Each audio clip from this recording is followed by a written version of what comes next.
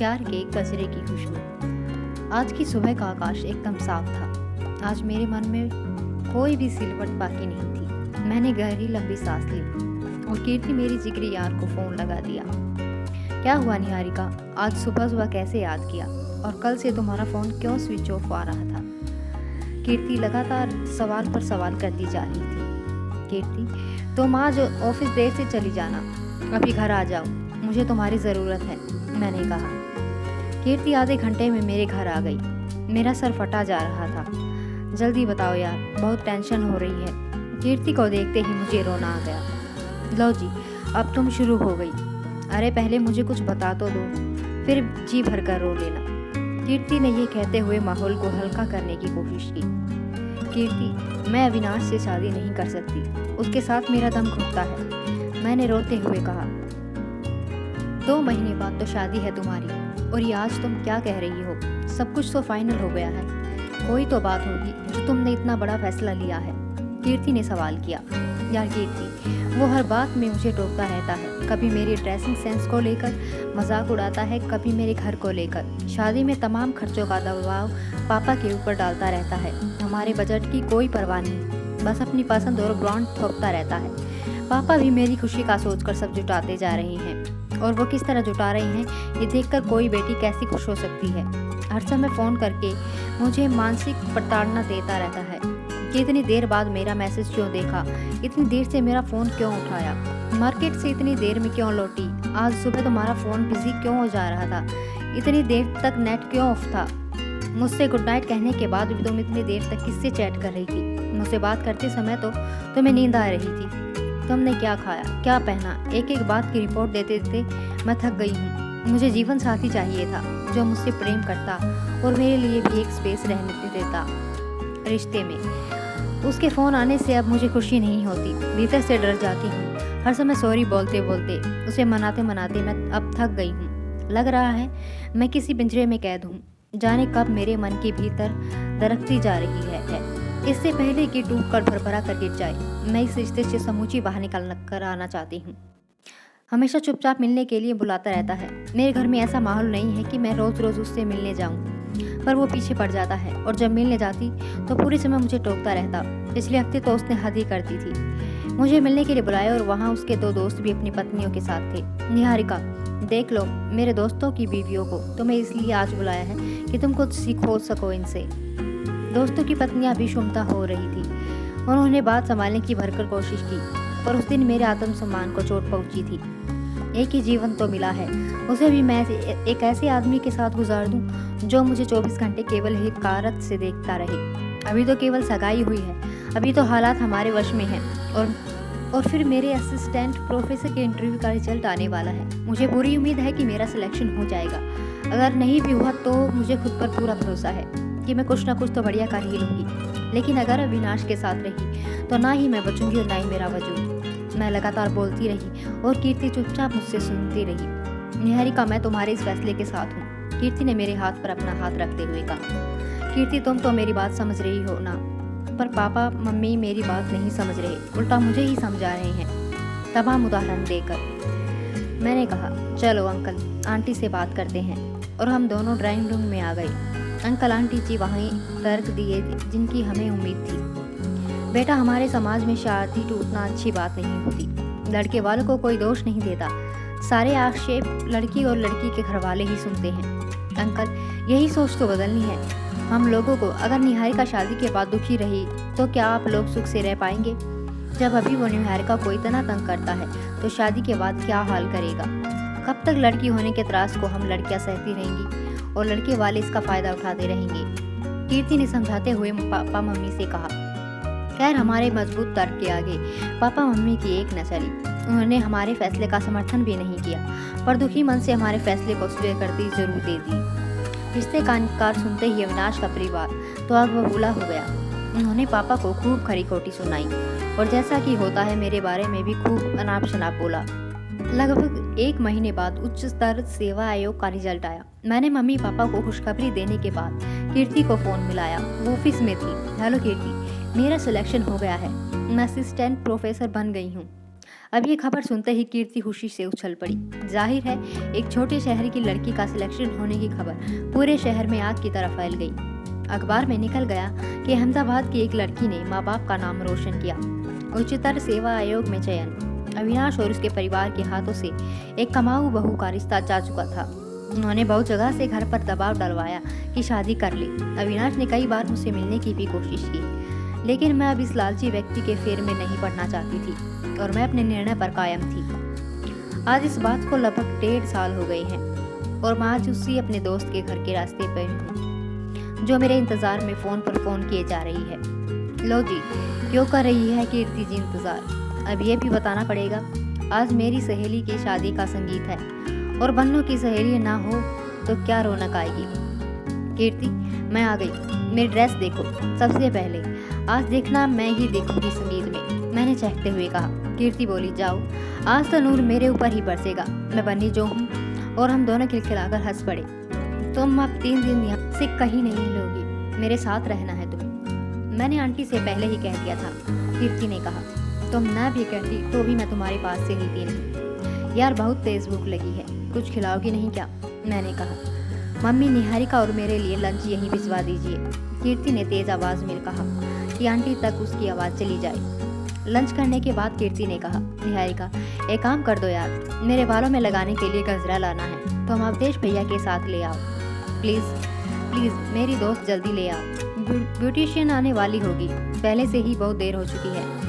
मैं कुछ कहती इससे पहले उसने अवधेश भैया को आवाज़ लगा दी और वो कार की चाबी ले आ गई। मैं आगे की सीट की तरफ बढ़ी थी कि उन्होंने आगे बढ़कर कार का दरवाज़ा खोल दिया। मैंने एक नज़र उनके चेहरे पर डाली तो उनके चेहरे पर एक भली सी मुस्कान तैर गई। मैंने बस हेलो किया और गाड़ी में बैठ गई। गाड़ी में जगजीत सिंह की गज़ल बज रही थी, तेरे आने की जब खबर महके, तेरी खुशबू से सारा घर महके। मुझे कीर्ति पर गुस्सा आ रहा था कि उसने वही क्यों एक अजनबी के साथ मुझे भेज दिया है, कितना अजीब लग रहा है। जी बस यही इस साइड में लगा लीजिए, मैंने उनसे कहा और मैं गजरा लेने चली गई। भैया गेंदे और गुलाब की लड़ी ले दीजिए, 2 मीटर तक, 2 मीटर। एक बेला के फूलों की लड़ी भी दे दीजिए। पीछे की आवाज़ की तरफ मुड़ी तो देखा, अवधेश जी फूलों की दुकान पर आ चुके थे।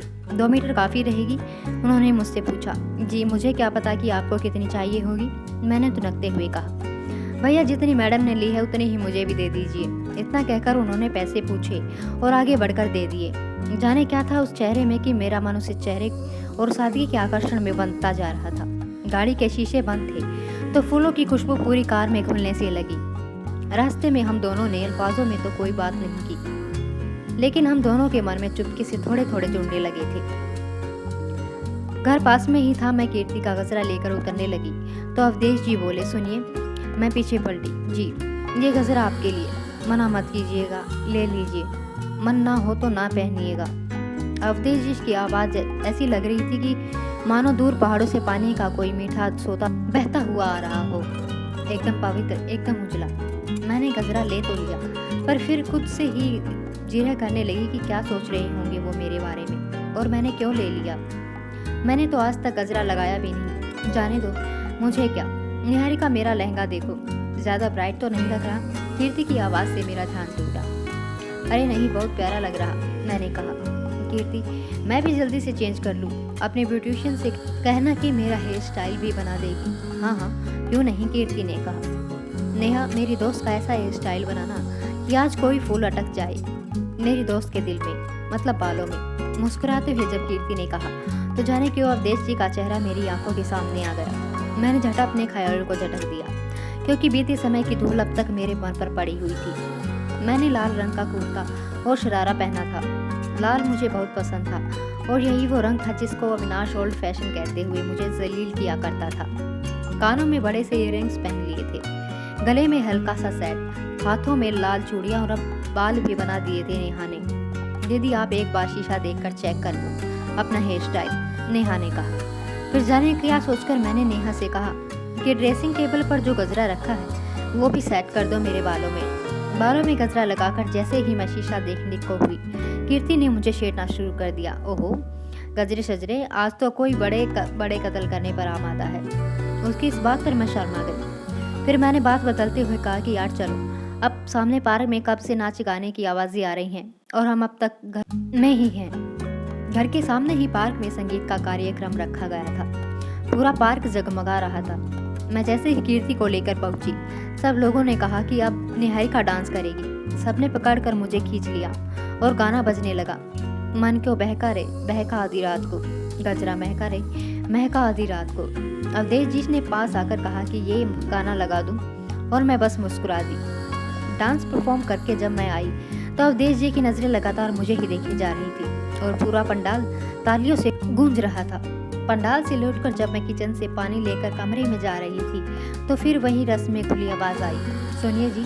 मैंने कहा, आप बहुत खूबसूरत लग रही हैं, ये लाल रंग आप पर बहुत खिल रहा है, उन्होंने कहा और मैं थैंक यू कहते हुए आगे बढ़ने लगी। सुनिए, फिर वही आवाज़, जी। मैंने कहा, गजरा भी बहुत अच्छा लग रहा है आप पर, शुक्रिया गजरा लगाने के लिए। रात को मैंने कीर्ति से पूछा कि ये अवधेश कौन है।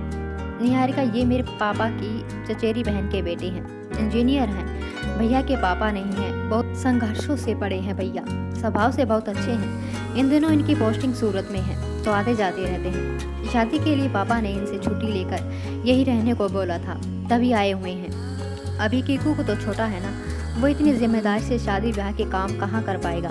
कीकू कीर्ति का छोटा भाई है जो अभी बीटेक कर रहा है। निहारिका, एक बात कहूँ?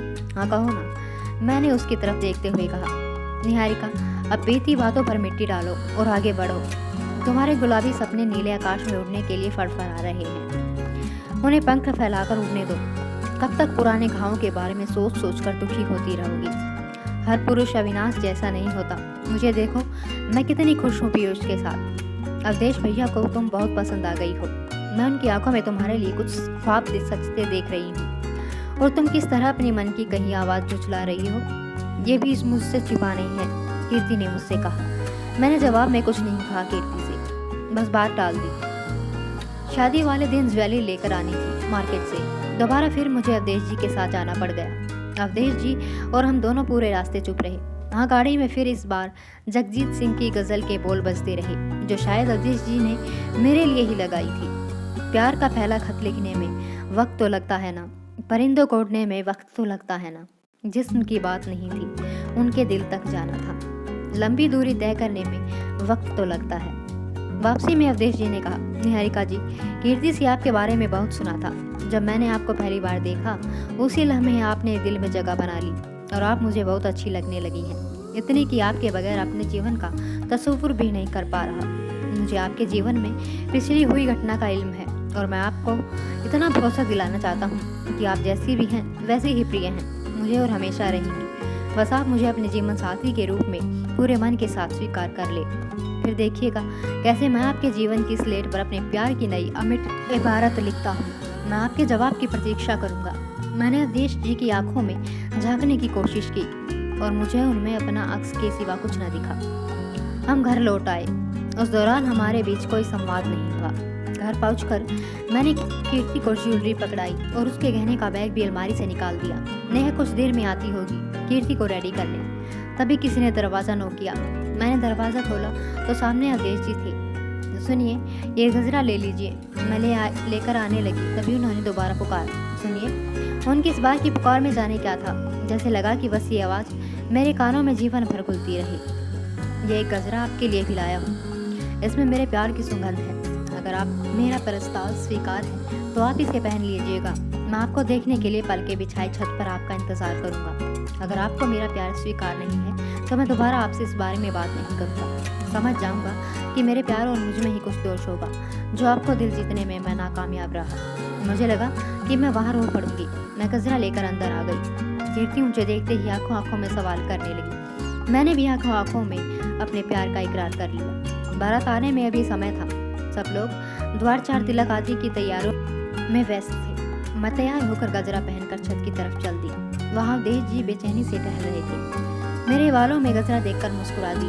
कैसी लग रही हूँ मैं, कुछ कहेंगे नहीं? मैंने उनकी आंखों में देखते हुए कहा। मेरे कंधों पर दोनों हाथ रखते हुए वे बोले, इतनी खूबसूरत कि जी कर रहा है कि आज ही चांद की गवाही में आपको अपना बनाकर अपने घर ले जाऊँ। तो मैं इंतज़ार करना, अगले हफ्ते ही मैं अपनी माँ के साथ आऊँगा तुम्हारे घर और जल्द विदा कर ले आऊँगा तुम्हें अपने पास। खुले आकाश की चादर तले हम दोनों एक दूसरे का हाथ थामे मुस्कुरा रहे थे। एक अरसे बाद मेरा मन भी मुस्कुरा रहा था मेरे संग।